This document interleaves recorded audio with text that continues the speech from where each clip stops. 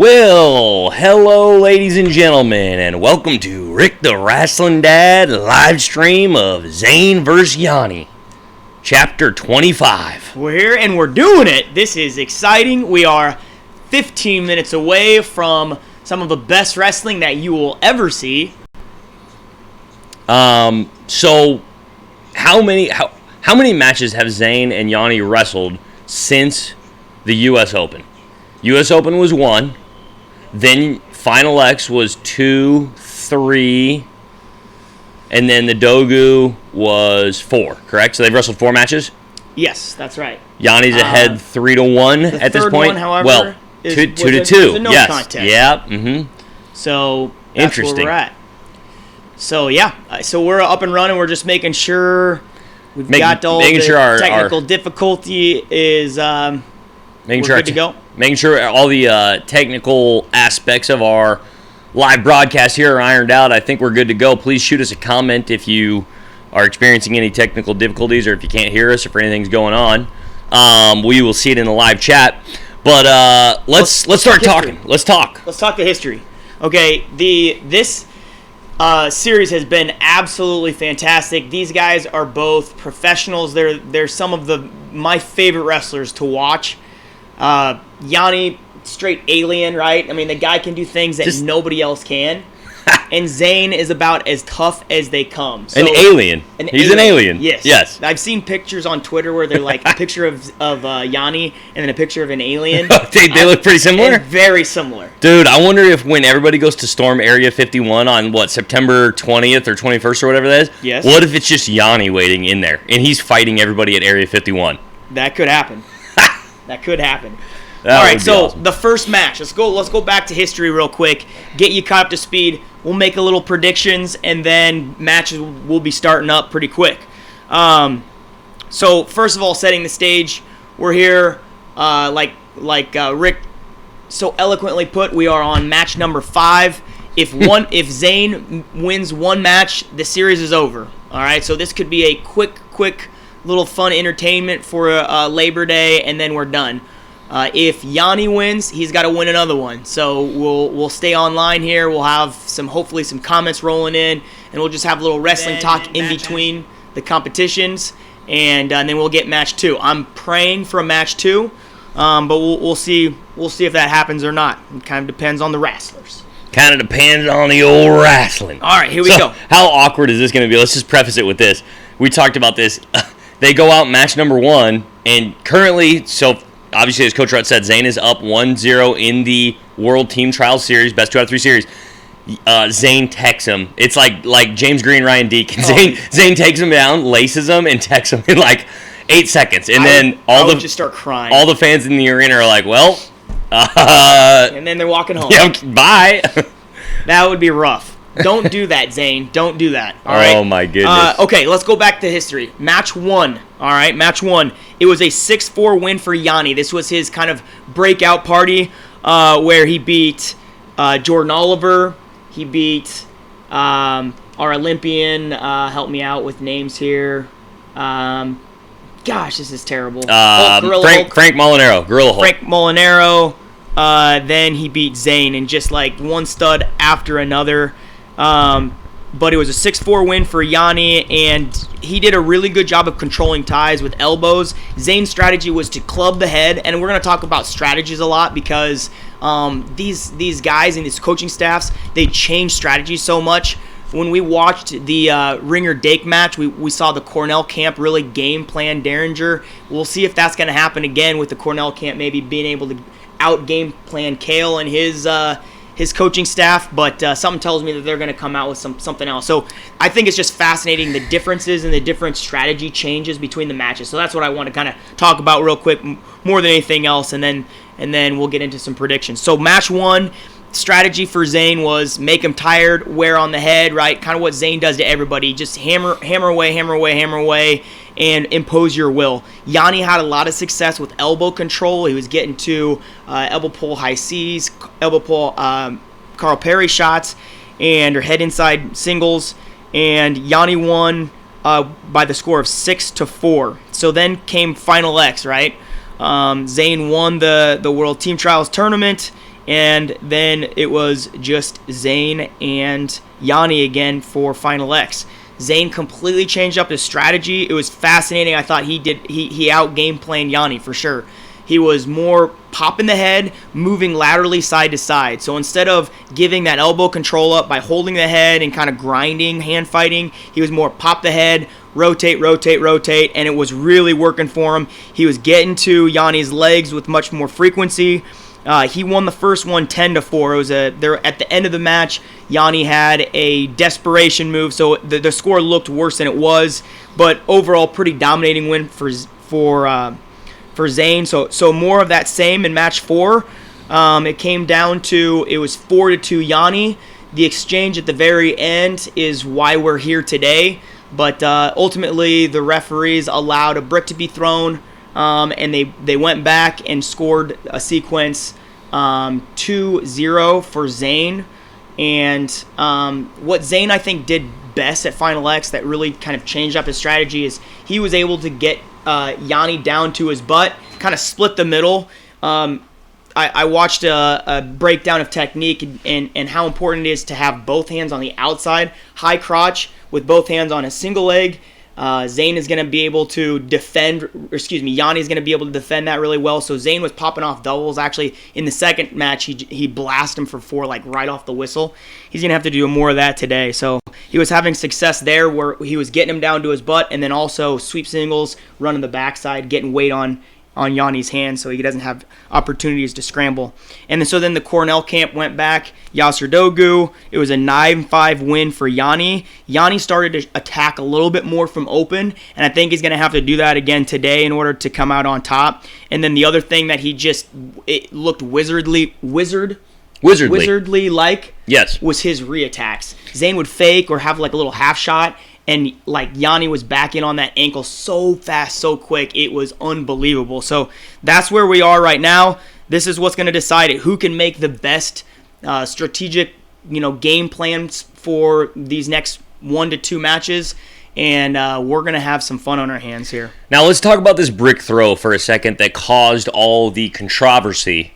Yes, that put us to the point that we're at today. So the issue that was decided in court, or actually I guess technically in not really court, but what they call arbitration, which means a third party, non-biased, non-affiliated party decides essentially, how this situation could have been handled better. And so the issue that was being decided in arbitration was a procedural mishap on the part of the officials during match number 2 at Final X. So the Penn State coaches, or I should say the Nittany Lion Wrestling Club coaches, threw a brick to challenge the way that the sequence was scored. Or was it Cornell that threw the brick? Who threw the brick?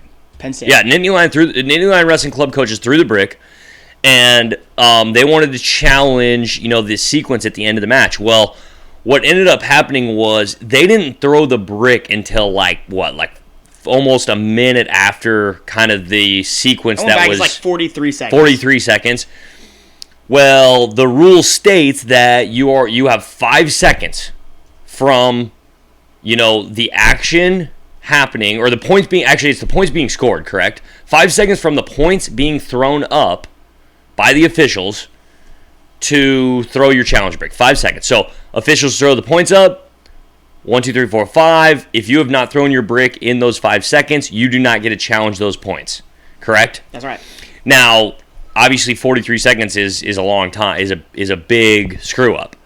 The interesting thing about it is it was not the action that really was what was decided in arbitration. What was decided in arbitration was whether or not the procedure was mishandled or not. So, and it was ruled it was, and so that's why we're here now. The fascinating thing about it is Coach Wright, you went back and watched it, and you felt like it is possible that you could score this correctly for Zain, and he could have maybe won the match. If you would have gone, if they would have went 2-2 in that sequence, then it would have went Yianni's way, right? But if it would have went 2-0. It would have went Zain's way, correct? Right. Yianni was winning by 2 at the time of of the sequence. So the only way that Zain was going to win that match was for it to go 2-0. Yep. Which is what it was scored in the end, correct? After the review. What's that? It was scored 2-0 Zain after the review in the end. Like, that day. The official scored it. On the mat, it was scored 2-2. On the mat, it scored 2-2. They went back, reviewed it, changed it to 2-0. 2-0. And Zain had that double leg that I was talking about before. He had that 4, so he had high point, but he also scored last, so either one would have worked about on it. So, Christian Swift, a comment, are we cool with changing a match after it's already occurred? Maybe you guys have talked about this. The reason why it went to arbitration is that the rules were not upheld. So if a rule is not correctly, what would you say? If a rule is not correctly executed followed, then they call it a no contest. So that's why we're here. Otherwise, they wouldn't have been able to go back in time and change the score there. So here we are. Let's talk predictions before we get things started off, because we're coming down to 5 minutes, guys. 5 minutes until Zain and Yianni get after it. You want to go first? Or you want me to go first? We talked a little bit about this on our podcast. We did. I'm not very comfortable either way right now. Well, I don't think anybody is. Let's be honest. I don't think anybody really has a great beat on. Wow. I mean, I will say that I think the general public mostly is feeling Zain. That's what it seems like most. Zain? Or sorry, Yianni. Yeah. It seems like most people are thinking, okay, Yianni has won 3. If you count, match 2 at Final X, has won 3 out of the last 4 meetings. He's beaten better quality competition outside of the wrestle off with beating Bajrang from India, winning the Yasser Doe, doing all that. So I think the general public is feeling Yianni. I'm going Zain. My prediction is Zain. Mostly that prediction is purely based on the fact that Zain has to win only 1 match and Yianni has to win 2 matches. Now, can Yianni do it? Absolutely. But it seems like a big advantage in Zain's favor when it's like, okay, you've got 2 matches here. You literally just have to win 1 of them. And Zain, so it's almost like Zain has to win half. I mean, it is. Zain has to win half as many matches as Yianni, if you want to think about it that way. I guess I don't know a better way to say that, but that's got to be a massive advantage when you're this close to somebody. For sure. Hey, would you get on your social media and put this on from Rick the Wrestling Dad that we are live currently? Yep. When you get this close to somebody and the matches are this tight and you have to win 2 matches versus the other guy only having to win 1 and you're going to wrestle twice, I don't know. That's tough. For sure. That is where I'm going with as well. From the podcast, Rick and I, we agreed. Etherton picked Yianni. I think, again, the momentum is in Yanni's boat right now. He had the last win against him. We had a comment asking, is Zain 100% healthy today? That's a great question. We don't know exactly where his knee is at. Rumor that we have heard from the Olympic Training Center is that he was training very hard at training camp and that he should be good to go. Whether he's 100% or not, I do not know. That would definitely change what I think about it. Just another little rumor that we might throw out there. This is a he said, she said, but this is a friend of ours that we trust quite a bit, and he's got connections with some people in the camp. He actually mentioned that he thinks that Yianni might have a fever today. So that's a little rumor that a lot of people might not know about, but people are saying that. So the question is Zain 100% healthy? And then is Yianni 100% healthy? And the reality is we don't really know. And ladies and gentlemen, it is 1:58, and Zain Rutherford has stepped onto the mat in a red singlet, pacing back and forth, looking with no limp in his knee or anything, no knee pad. He is just stoic Zain. He's got that tough as nails face on right now, and we are moments from this match becoming a reality. Oh my goodness, this is gonna get intense. Zain's just waiting for him in the middle of the mat. No sign of Yianni. Nope, Yianni is coming out of the tunnel right now. Yianni is stepping on the mat as we speak. A strut, just a walk. Zain runs on.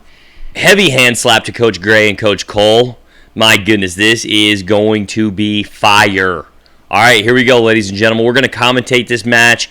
as best as we possibly can for you. We're going to give you the live action play-by-play. And we got the handshake. Here we go. Oh, right away, elbow pull. Elbow pull from Yianni. He's underneath, but Zain stuffs it, and they end up locked up head-to-head on their knees. And it looks like they're staying there. Looks like, yep, they wait for a stalemate. Is that called a stalemate in freestyle wrestling, Coach Rhett? No, I believe it is not. A restart, I believe, is the term they use in freestyle. Okay, so we've got some intense hand fighting going on. Classic Zain Rutherford style with a lot of action, a lot of activity with the hands and feet. Zain's giving him the elbow way more than he did when he was beating him at Final X. Heavy snap from Yianni. Now we're just playing a little cat and mouse here, just kind of pawing at the foreheads. Not really any more legitimate shots since that elbow pull defended by Zain. Zain's in sprawl position. He's looking for a dump off the elbow, but Zain's doing a good job keeping his legs back.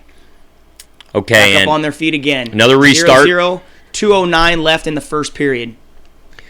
And we've got some intense hand fight going on. It looks like Yianni is really looking for that elbow control. Caution red right now, so there's warning for Rutherford. Next one, he'll be put on the shot clock. Rutherford continuing to paw at the forehead here. Heavy club from Rutherford. Yianni holding his ground, though, keeping his butt in the center of the mat. Collar tie from Yianni. Moving ties. They're engaged a lot more. Oh, there it is. There it is. The Zain double leg. Is there no points? No points. Zain had him on his butt. It looked like for sure it was going to be a score. Yianni with the chest wrap looks to tilt him, but they're saying neither wrestler exposed there. Great sequence. Wow. 0-0 score. So we had a low double leg from Zain. Put Yianni straight to his butt. Yianni went chest wrap. We're going red. We're challenging red. They're saying that Zain should have gotten a takedown there. So, man, that was close both ways. Gosh, how do we end up in so many situations with these guys? So, it was a low double leg. Zain puts him straight to his butt. Here we go. We're watching the replay right now. Low double, straight to his butt. Yianni goes chest wrap. Yianni tips Zain. The question is going to be whether or not Zain broke 90 degrees with his shoulders off of that chest wrap from Yianni. No, the question is whether Yianni exposed first, because this is Rutherford's challenge. They're saying Yianni exposed. I could see this being a 2-2, a 2-0 for Yianni. I could see it a 2-0 for Rutherford. I mean, this is, again, the uncertainty of this match. We do not know how we're scoring this. It's close. With that angle, that camera angle, we cannot really see whether or not Zain's shoulders tip 90 degrees off of that chest wrap from Yianni. Okay, it looks like we have a decision. And there's 1 point for Yianni, so challenge was denied. 1 point for Yianni. Interesting. So the referees saw that exchange as 0-0, no points for either guy, and Yianni is awarded a point. Yianni on the leg of Zain, great attack to that cross leg. Zain's in crotch lift position now, scooting around behind. Oh, my goodness. We've been here before. We've been here before. They're going to Zain. I don't know. We might see another challenge here. I think, again, it was Yanni's jumping over the top. What's going to happen here? We're in a scramble. Both guys got each other's legs right now on the mat. Yanni's trying to get the legs hooked, but Zain's got one of his legs. We continue wrestling. It currently is 2-1, Zain Rutherford. Wow, that was a nice crotch lift by Zain. So Yianni was in on a beautiful head inside high crotch, or what we call a Carl Perry shot, head inside high crotch. Zain goes to a crotch lift position immediately and essentially crotch lifts Yianni, but doesn't roll him all the way through. Still gets his 2 points, though, on the board. So there we go. Yianni with his first leg attack attempt, and now, things change here. Usually it's Zain on the attack and Yianni getting the counter score. This time Yanni's on the leg and Zain gets the counter score. We got 18 seconds left in the first period.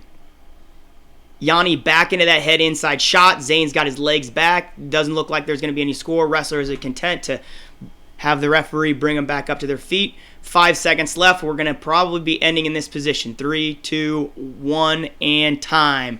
First period is over. We've got a score of 2-1 Zain Rutherford. 2-1 Zain Rutherford. Kale in the corner with Cody Sanderson, giving him a drink of water, and I am hoping Yianni can pull something out here so we get another match. Guys, these are two of the best that we have in any weight class. I'm confident with either one of these guys. I do feel that Yianni might be a little bit more effective on the world stage. You know, we've seen Zain compete at the World Championships. He does well. He's waiting for that breakout tournament, though, at the World Championships. Maybe this could be the year. They shake hands, and here we go on the second period. Had to make Zain retowel off there because he was sweating so much. Zain Rutherford, the consummate workhorse, always there's the moving. drag. There's that drag. He's got that drag, and he's got him right where he wants him. Nope. Yianni, wizardry stuff. Guys, this is goodness. Incredible wrestling. We were at wizard position. Yianni gets to his crotch lift position now. And we are scrambling, guys. We are scrambling. He's got a straight leg.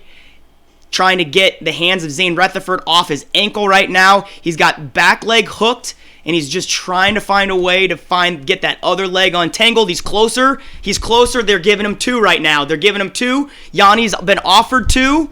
I don't know if it has not been on the scoreboard yet, so it has not been confirmed. We're back in crotch lift position. 2-1 on the mat. Referee gave Yianni 2, and it was white paddled.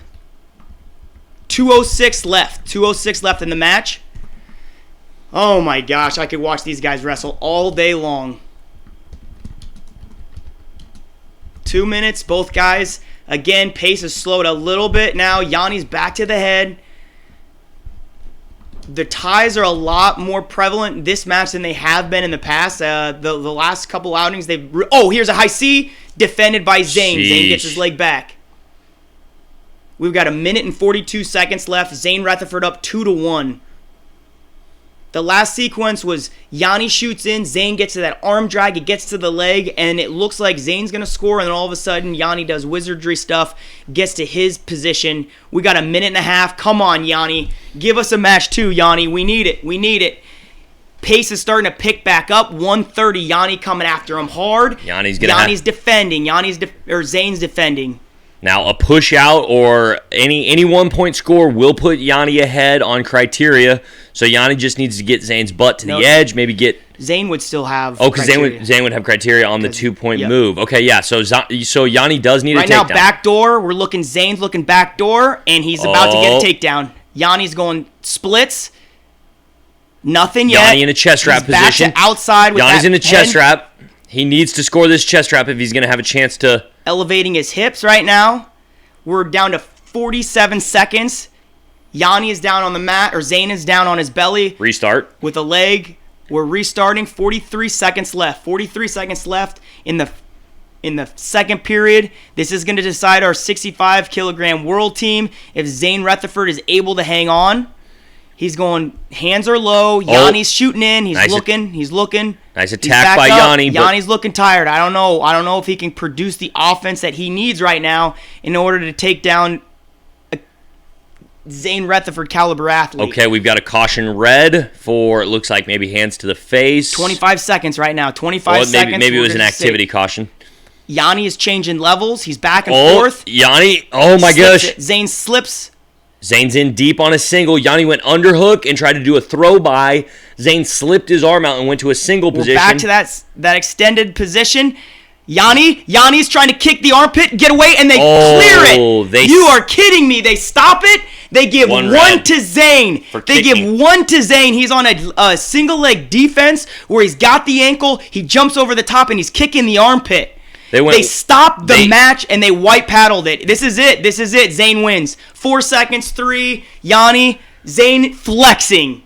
They gave a point for Yianni trying to kick.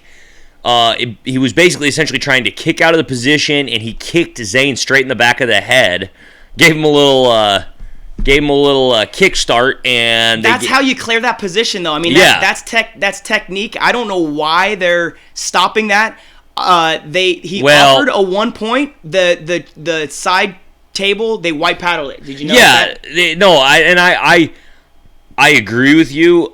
Unfortunately, Yanni's foot did slip off of Zain's armpit and kick Zain right in the back of the head. So obviously that was not intentional on Yanni's part. But it did happen. It did happen, and I don't know if that's you stop the match and give a point though. I mean, I would prefer not to as well. I just am saying you can kind of see where the referee's coming from there a little bit. But man, I've seen that position play out a lot, and I've never seen it stop from there. Unbelievable, man! Talk about filling a high school gymnasium just for 6 minutes of wrestling. That was incredible. I wanted that next one. Zane Rutherford. Hey, we were right on our prediction. We were right on our prediction. You know, it's just such a tough position for Yianni to be in when you only have to win one match. I mean, even mentally, that's a tough position to be in.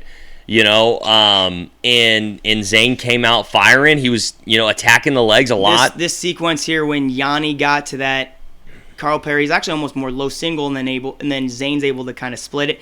I would like to see the end there because Zane's in like good crotch lift position. Yianni hooks the ankle and kind of cartwheels over the top. The problem with Yianni is he does such goofy things that you don't know, whose move is whose, right? Zain is actually in the better position, just like the block that was thrown and it was protested. Incredible arm drag to a single on Zain, from Zain. That's his bread and butter. He's got that. Beautiful. Beautiful.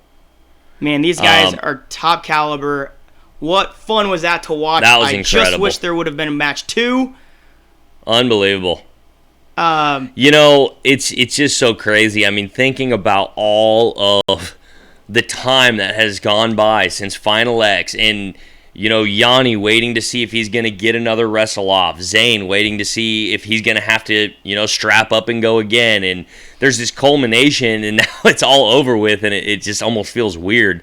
What do you think, Coach Rutt? In the future, do we need to improve this arbitration process and somehow figure out a way to – maybe there is no way to speed things along a little bit. Maybe there is no way to do this better, but it's just kind of – it feels odd that it's like we've had all this time, and now these guys leave for Worlds, next week? No, they leave in like 3 days. 3 days. Or 5th.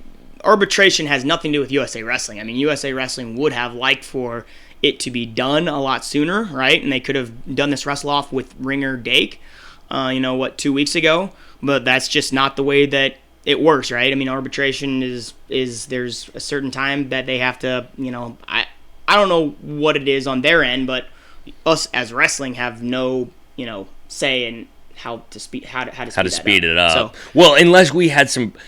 I guess I wonder if there is a way to have some protocols in place. I guess maybe this is and at the end of the day, if something goes to arbitration, it goes to arbitration, and it's out of your hands then.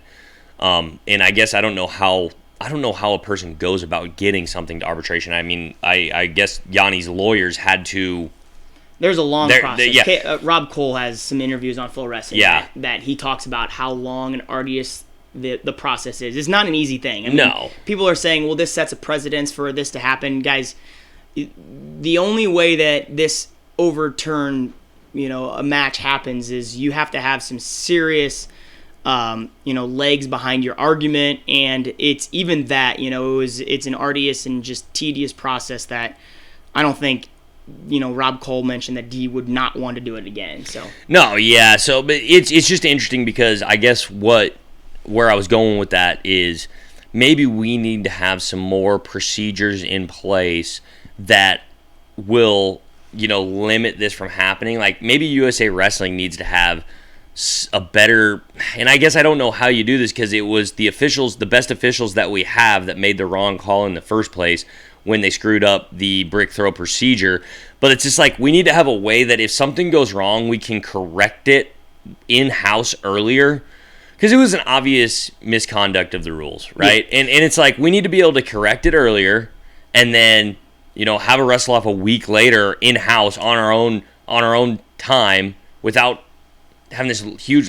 It was just weird. It's like we dug our heels in as USA Wrestling and we were like, nope, take us to court. Because, I mean, that's essentially what it was. It was Yianni versus USA Wrestling is what it was. But the problem is the referees represent USA Wrestling just as much as USA Wrestling. That when the referees screw up, it ultimately lies on the referees' humility to say, I screwed up, and in the moment, right? I mean, there's referees that are making the wrong call, but we need to have a better, I don't know, a better process with deciding those challenges, and part of it is just the rules. It needs to be more black and white. Right. Well, and I think we need to have something that allows the officials to do that. We need to have something that allows the officials to have some sort of a, we screwed it up, some procedure that is a post-match review procedure. Yeah. Where there's like a guideline for how they do that. Because right now, as far as I know, there isn't that. So for an official to come out and say, "Hey, we did it wrong," would be there's no system in place for that or a protocol for that. So it would just be them basically just admitting that they screwed up and not knowing if there's a way to fix it.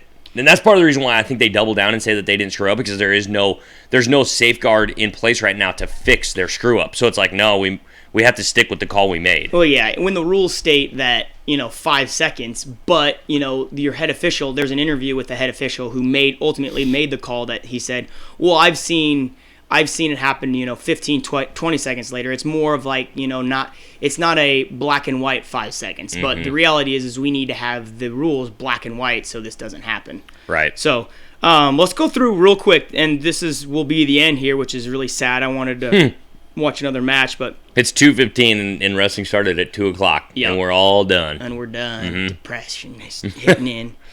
So here's our world team. The United States world team has been decided. We know exactly who we are sending to the World Championships. Dayton Fix, 57 kilos. Yep. Tyler Graff, 61 kilos. Zain Rutherford, 65 kilograms. James Green, 70. Jordan Burroughs, 74. Kyle Dake, 79. Pat Downey, PD3, 86.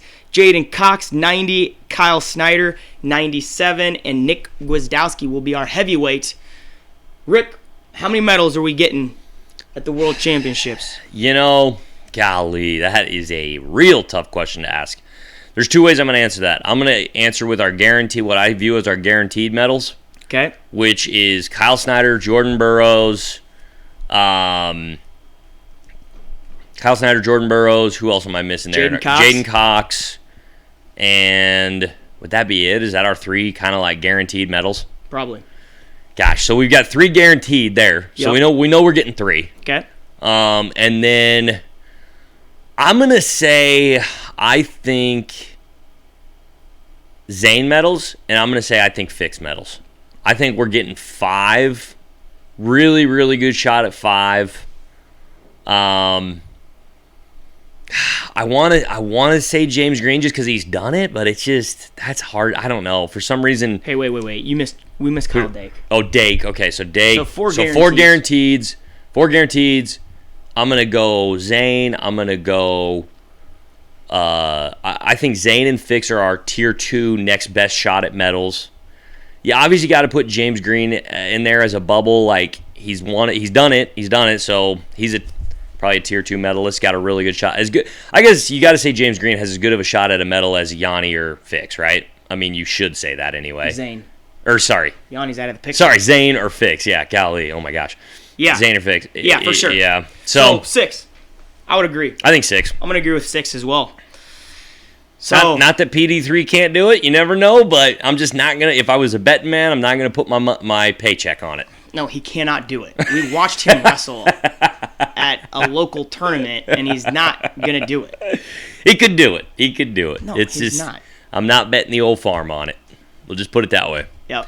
What do you think? Who did we miss then? So PD3. Who are we saying are not going to medal then? Tyler Graff. PD3, and well, it'd be between James Green, Dayton Fix, one of those two guys not medaling. If both of them medal, then it'd be 7. Then we'd have 7. How about this murderers row? Jordan Burroughs, Kyle Dake. If we had David Taylor. Oh my gosh! And then Jaden Cox, Kyle Snyder. Dude. Oh, Gwizdowski's another one that. Oh, the Gwiz, yeah. Oh, actually, I'll say.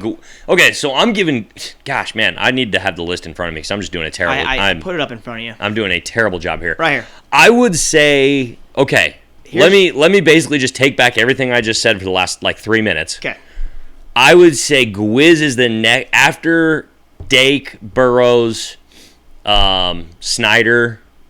And who's the other one? And Cox. After those 4, I think our next best shot at a medal is Gwiz. So you got the 4 horsemen. Okay. And then you got, I think Gwiz is the next best shot to medal after that. Okay. Then I'm going on the same tier. I'm going Fix and Zain as the next best shot to medal after that. 65 is absolutely stacked. It's stacked. So is 57. So maybe James Green has a better shot to medal than Zain. Maybe, that you could definitely make that argument. James Green, and then I'm going, and then obviously I think our worst shots to or our least best shots of medaling are Tyler Graff and PD3. Yep. I'd love it if they prove me wrong. I'm still gonna go with 6. I'm a huge Tyler Graff guy. Love him to death. He just won me over in his post-Final X interview. It was a long drawn out interview, but I loved it. I loved it. You loved it. He got emotional, and I'm sticking with 6. 6 medalists. Yep. That's what we're doing. All right, I think that's fair.